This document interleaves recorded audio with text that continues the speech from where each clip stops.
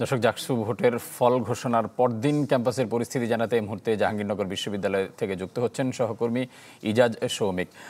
সৌমিক, ৩৩ বছর পর শিক্ষার্থী প্রতিনিধি পেল জাহাঙ্গীরনগর বিশ্ববিদ্যালয়। বৃষ্টি স্নাত প্রথম সকাল, কেমন দেখছেন পরিস্থিতি সেখানকার? গতকালকে রাতটা বিশ্ববিদ্যালয়ের শিক্ষার্থী সহ প্রার্থী যারা ছিল, শিক্ষকদের অনেকেই উৎসাহ উদ্দীপনা এবং অনেকে বিজয় উদযাপন করেছে, অনেকের মন খারাপ ছিল।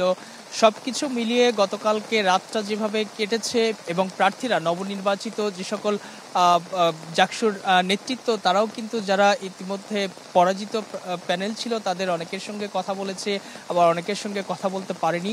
তারা ক্যাম্পাসে ইনক্লুসিভ একটা রাজনীতির চেষ্টা করছে এবং জানান দিয়েছে গতকালকেই পরাজিত এবং জয়ী যারা, তারা পরস্পর আলিঙ্গনবদ্ধ হয়েছে এবং বলেছে এই ক্যাম্পাসের প্রাণ প্রকৃতি সহ যা কিছু জাহাঙ্গীরনগরের জন্য ভালো সেটা নিয়েই তারা কাজ করতে চান।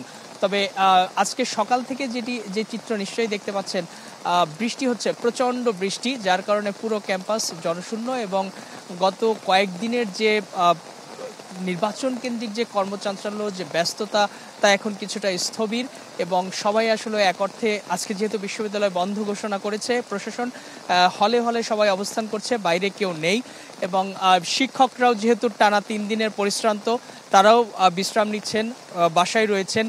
প্রক্টর অফিসেও দেখলাম কেউ নেই, নির্বাচন কমিশন ভবনেও কেউ নেই। তবে আশা করা যায় বিকেল থেকে বা দুপুরের পর থেকে বৃষ্টি কমে গেলে আবারও